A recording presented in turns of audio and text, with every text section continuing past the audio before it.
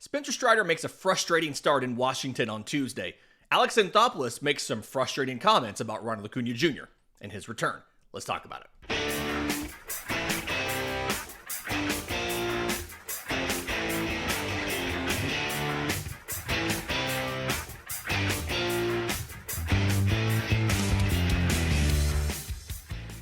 Yes, welcome on in to Braves Today for Wednesday, May 21st. Your source of news, notes, and updates on your Atlanta Braves. I'm your host, Lindsay Crosby. You can follow me on social media at Crosby Baseball. You can follow the show on X, Braves_Today. We have a Facebook page and an Instagram as well. And you can find all of my written work, BravesToday.com. That's the Braves Today Substack, as this is both a podcast and a newsletter. Speaking of, another day, not a ton of overlap between the two. Over on Braves Today, we talked a little bit about the upcoming MLB draft and about some of the options if the Braves want to go with a hitter in the first round rather than their usual move of trying to grab some sort of pitcher at or below slot. So go check that out again, BravesToday.com. Free or paid, those memberships do help us out a ton. But I want to talk about yesterday. This show is going to be a lot of looking back at yesterday, right? We're going to talk about the offense frustratingly not really showing up in Washington. We're going to talk about Spencer Strider's start, the good, the bad, and expectations going forward. But before we do that, Alex Anthopoulos went on 92.9 The Game yesterday. So not 680 The Fan, not the official Atlanta Braves radio network, but over on 92.9 The Game on the Steakhouse Show in the morning. And he talked about Ronald Acuña Jr. and he gave an update on Ronald Acuña Jr. You can go listen to, I think the whole segment's available on their website. I think it's 92.9thegame.com. I don't quite know the website. But I specifically pulled out some of the comments about Ronald Acuña Jr. because we've had a lot of speculation on here about when he was going to be back. And from the statistics that he's put up in Gwinnett, it feels like you could bring him up and he could be successful at this point. So far in the minors, I'll remind everybody, on the 13th, May 13th, he made a rehab start at the complex level. He played the outfield. It was like 5 or 6 innings out there. He goes 1 for 3 with a home run. So I think that was a Tuesday, if I remember right. So they pull him off of rehab and complex level, send him to Gwinnett. He's in the lineup playing right field on Thursday and Friday. And then he DHs on Saturday. In those 3 games, Ronald goes 3 for 6. He hits a home run. He walks 6 times. No strikeouts. He has a double and the homer. Again, 3 for 6 across 12 plate appearances. He's in right field the first 2 days in Gwinnett, and then he DHs on the 3rd day. So he DHs on Saturday. They're just not giving him pitches to hit. Like he walked twice. So he goes 2 for 3 in the first game. He goes 0 for 2 in the second game because he walks twice. And then he goes 1 for 1 in the third game because they walked him 4 times. So 2 right field. He doesn't go a complete game in right field. He plays 6, 7 innings. They pull him. He DHs on Saturday. He's off on Sunday. Monday is an off day for the entire minors. They don't play. And then on Tuesday, he is set to be in the lineup playing right field on the road in Louisville. But because rain is in the forecast, they adjust the lineup and they move him from right field to DH, right? There's no point in making him play in a wet outfield, letting him slip, his cleat get caught, something like that, and re-injure the surgically repaired knee, right? He goes 1 for 2 with a single before that game is suspended and then later called because of rain. I think they only made it through 5 innings. So he has still not hit the goal of playing the outfield for for 9 innings on back-to-back days. That was something that Snit talked about they wanted him to do. And I thought, based on how last week went, that it was possible they would just go ahead and activate him anyway.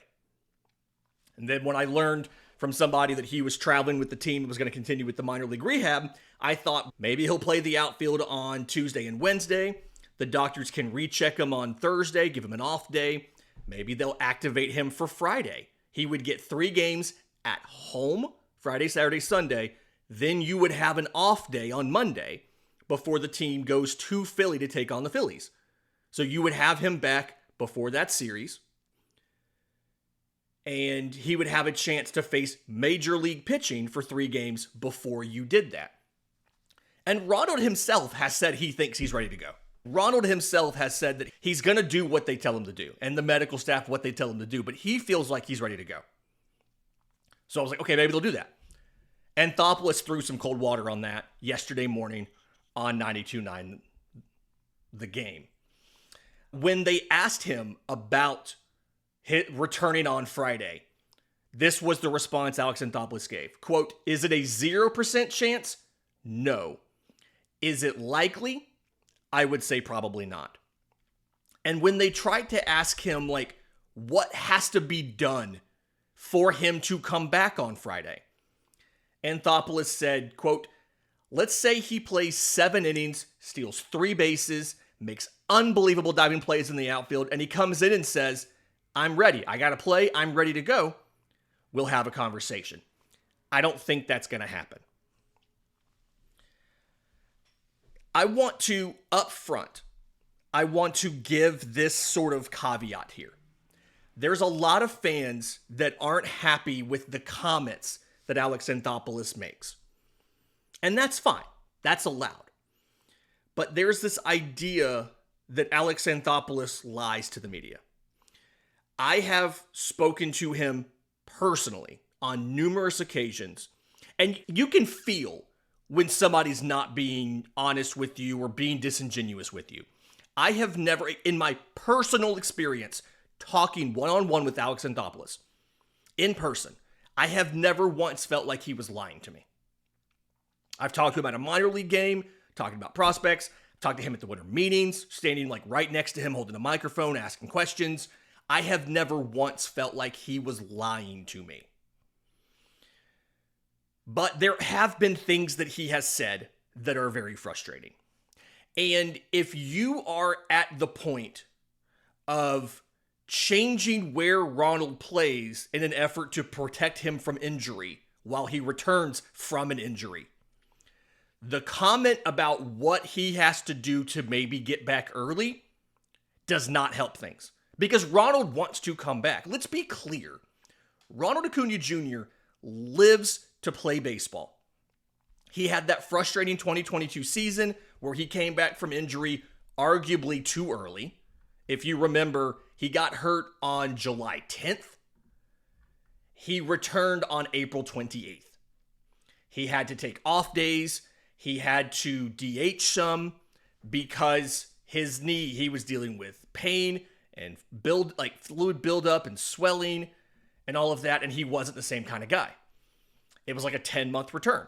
This year, we're coming up on a year. He got injured on May 26th last year. It is May 21st, and he has not yet returned to MLB action. So they're taking it a lot more cautious than they were last year. Last time. They're trying to be careful with this, and they're trying to not rush him back so they can make sure when he gets back, he can play right field almost every single day because they don't have the option to put him in the DH spot unless you sit Marcell Ozuna. They've talked about this before. Marcell Ozuna is not going to go back to the field. AA has said the issue is not with Marcell Ozuna tracking balls in the outfield. He can do that good enough. No worse than Jorge Soler, right? Tracking the balls, the speed's probably the same as Soler's. You would get that kind of defensive effort. The issue with Marcell Ozuna is unlike Soler, Ozuna also has one of the weakest throwing arms in baseball. He had one of the weakest throwing arms in baseball a few years ago when he was still playing the outfield. If you use him now, there were situations I remember, I can't think of who it was. I can remember a shallow fly ball to left field that Ozuna caught, and they sent the runner on third, and he was safe easily, and the throw bounced multiple times before it got to the plate. It is a non-competitive arm in left field. It's the same situation if you were to put Ozzy Albies out there.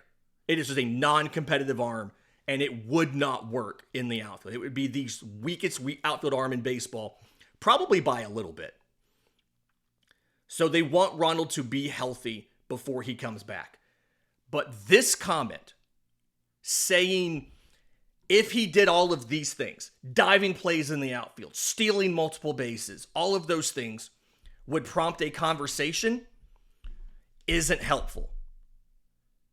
Because now it could push Ronald to try to do too much in Gwinnett to get back to the majors. And that runs the risk of injury. If you're so concerned with him possibly getting hurt during this rehab stint that you move him from right field to DH because of the threat of rain, don't say things like that. Because that's what Ronald wants. He wants to be back. And if he hears, oh, I can do those things and get back on the field, he might try it. And if he does get hurt, we're going to look back and say, that was the problem. Those comments were the problem. Because they've probably told Ronald, we want you to take it easy. We don't want you trying to do too much. And like we saw Ronald in that game, he got on yesterday. And then he got picked off at first base. And I don't know like how much of that was nobody's tried to pick him off in a year. And how much of that was he was trying to be cautious and not do too much because that exact situation, a pickoff attempt, is how he tore his ACL last year. But if you tell him you can go ball out and you might be able to come back early, that's dangerous. That's dangerous. And while I am frustrated with how cautious they are being and how long it's taken to get him back to the majors or even to get him on a rehab stint, I'm equally as frustrated at telling him, hey, you can push much harder intensity than you've done in a year and you might get to come back early. If you're going to be overly cautious with this, stay overly cautious with this. Explicitly say, even if he were to go out and have 3 stolen bases and awesome diving plays in the outfield, we're still sticking with the plan that the doctors have recommended. Don't encourage him to take risky behaviors to get back early because he's going to do it because he wants to get back. I really think Alex Anthopoulos missed the mark on this one. In just a minute, let's talk about Spencer Strider's start yesterday. Because for as cautious as the Braves have been with Ronald Acuña Jr., they were in some ways not cautious enough with Spencer Strider, and I'm starting to question the way they handled that situation as well. We'll do that next, right here on Braves Today. But first, today's episode is brought to you by our friends at Chinook Seedery. You've heard me talk about this a ton, but with good reason. These are the absolute best sunflower seeds on the market. 8 flavors: smokehouse barbecue, hatch chili, dill pickle, jalapeno ranch, cinnamon toast, Parmesan and pepper, lemon pepper, all unique flavors for sunflower seeds, right? And then the original, the nice balance of saltiness and sweetness, okay? Go to ChinookSeedery.com, promo code BRAVES. It gets you a couple things. If you're buying a sampler pack, $15 is the normal charge for that. That promo code gets you 10% off. They always ship those for free. If you already know what you like, maybe you went to Buc-ee's and you found them and you tried them all anyway, you can either buy a variety pack, which is a case of everything, or you can build your own variety pack with just the flavors you like. Promo code BRAVES gets you 10% off, gets you free shipping on orders over $40. If you're close to the amount, maybe go grab some merch. They've got hats, they've got shirts, all kind of cool options. So, ChinookSeedery.com, promo code BRAVES. Again, 10% off, free shipping on orders over $40, and it supports the Braves Today podcast. Welcome back to Braves Today. Lindsay Crosby. I want to break down Spencer Strider's start yesterday, because we saw him kind of struggle. 3 runs in the first inning, another run in the second. Strider ends up going 4 1/3. He takes the loss. 6 hits, 4 runs, 1 walk to 3 strikeouts. He gets taken deep by Dylan Cruz in the second inning on a solo shot. And the 2 things that are going to stand out in this one is the fastball velocity and some of the struggles on the slider. So the fastball velocity is the one that immediately comes to mind. He averaged 95 miles an hour on his 41 four-seam fastballs yesterday. And in the first inning, it was 96.5, 97 in the first inning. For instance, third inning, he threw 8 of them. It was like most of them were 93 to 94 and change. One of them touched 95. In the fourth inning, they were 92 to 93. One of them touched 95. The velocity was steadily dropping in each inning. And back in when he was at his best, right? 22, 23, whatever. His fastball was averaging 96, 97. Okay. And again, the highest it touched yesterday was 97 in the first inning. Spencer Strider can be a good pitcher when he's throwing 95. But on the record, he has said before, he's not the same caliber of pitcher if he can't reach back and get his 97, 98, 99. And I think I tried to set some expectations yesterday, and we didn't really talk about velocity that much. But I think seeing what Strider did last night, I think we need to understand that Spencer Strider can be a good pitcher throwing 95. Spencer Strider probably can't be a great pitcher throwing 95. And like we saw a lot of adjustments he had to make. He used the changeup more than he usually does yesterday. Some of that was they had all these lefties in the lineup. But just a situation where Strider struggled more than he typically does when he is at his best. And so I'm hopeful. I'm a little frustrated as well. I think part of this to me, so like he gave up some hits on some sliders yesterday. And for the most part, they weren't bad sliders. The locations weren't great. I want to say in the first inning, it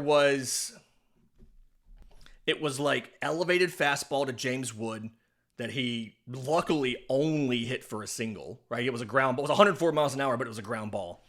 Nate Lowe did a really good piece of hitting on a changeup down and away and got that. And then the 2 sliders, Keibert Ruiz hit a double off a slider that was below the zone, but in the middle. Like it was right over the plate. And it looked like Sean Murphy wanted the pitch inside. So the location was a little bit suspect there. And then the Luis Garcia slider was bottom of the zone, down the middle. And again, I think Sean Murphy wanted that inside. And so he wasn't as crisp on the locations. The slider movement was what we expect from Spencer Strider. But the locations weren't great, and the fastball velocity wasn't great. And it really feels like he needs at least 2 of those 3 to be successful. He needs the locations, he needs the movement, he needs the velocity. Like, you have to have 2 of those 3. He's not going to be great without at least 2, and preferably all 3. And I'm starting to wonder if maybe he did need a rehab start versus a sim game. And honestly, the concept of rehab start versus sim game is really weird to me anyway. Like, I understand you can better control what happens in the sim game, right? Because like in spring training, you see this. Sometimes a guy will make a start, he'll struggle, they'll bring somebody else in to pitch to finish the inning and then send the starter back out. They can roll an inning. They can do all of these different things that they can't do in the regular season, even in the minors. So a sim game, you technically have a little bit more control, but the intensity isn't quite there. The stakes aren't quite there. And you're not going to get the same stakes in the minors. You're just not. Major leaguers aren't going to approach a minor league start the same as a major league start. But you can get a better idea of that. And you can better see how his stuff performs when it has to perform. Because you don't have the option to roll an inning. You don't have the option to replace him for this inning and then bring him back out. You still have to follow the standard rules of baseball. Odd there. My hope here, Strider's going to line up to make a start probably on Sunday afternoon versus San Diego at home, unless they find a way to get a spot starter in and he starts on Tuesday in Philly. I imagine you'd rather have him face San Diego at home than Philly on the road. But my hope here is that we see him continue to improve. And honestly, as frustrating as it was yesterday, because you lost, you're back to 500 again. The end of the day, you need Spencer Strider for October. That's when you need Spencer Strider. And you still have the ability for him to continue to improve, to dial in the locations more, to improve the velocity, so that by the time you get to October, he is ready to go for a postseason start, assuming the rest of your rotation pitches well enough to get you to the postseason. You also need better contributions from your offense if you want to get to the postseason. And they didn't do a lot yesterday. We'll talk about that next, right here on Braves Today. The issue I have with the offense from yesterday, from this Tuesday loss to the Nationals, is you were down 4-3 after the second inning. And not only did you not score any more runs and you lost the game 5-3, you only had 2 hits the rest of the game. And those hits, Nick Allen and Stuart Fairchild pinch hitting in the 8th inning for Alex Verdugo. Both of those base hits, and I want to say that Allen's was maybe to open the 7th inning, but both of those hits were to... No, Allen was the 5th, that's right. But both of those were to open an inning. And not only were you not able to even advance them to second base, but Atlanta, given the fact that their offense had been so anemic, did not try to get them in motion, steal a base, do something to force the issue. Nick Allen hit a single, Verdugo flew out, Riley flew out, Ozuna struck out, Allen never advanced off of first in the 5th. You go to the 8th. Fairchild gets that hit. Austin Riley immediately double play. And he hit that ball. It was a hard hit ball to third base. But if you have Fairchild in motion, he's probably safe at second, and they just take the out at first. And then after the double play, Marcell Ozuna grounded out, inning over. And you faced a Nationals team that had one of, if not the worst bullpens in baseball. 2 of the guys that came into the game, I pointed this out on the podcast, on the postcast with Jake yesterday. 2 of the relievers they put in the game had ERAs over 6. And the 4 relievers you faced combined to allow 1 hit. They got no strikeouts. You did not walk at all. But you could not make anything happen, and you lost 5-3. And as frustrating as it was that Strider put you in a hole, the issue is not that. That is not why you lost. He took the loss because he was in the game when the 4th run scored. He settled down after that. He is not the reason you lost the game. The reason you lost the game is because after that inning, you got 2 guys on base. 2. That's it. Correction. Forgot about the leadoff walk in the 3rd inning to Austin Riley. You got 3 guys on base. That's the reason you lost. Because you just could not find offense against a not great pitcher in Mitchell Parker, who you hit some last week, and a terrible bullpen. You could not make things happen. The ninth inning, Kyle Finnegan's just pumping pitches in the zone and daring the Braves to hit them, and nobody did. Correction, they hit him, but Matt Olson flew out 84 miles an hour to left. Sean Murphy grounded out 63 miles an hour to short. Ozzie Albies grounded out 83 miles an hour to third. Like, they hit him, just not very well. He was giving them hittable pitches in the zone. 5-pitch at-bat to Matt Olson. All 5 pitches were called strikes. Swinging strike just above the zone. Elevated fastball, fouled off. Inside elevated fastball, fouled off. Elevated fastball, outer third, fouled off.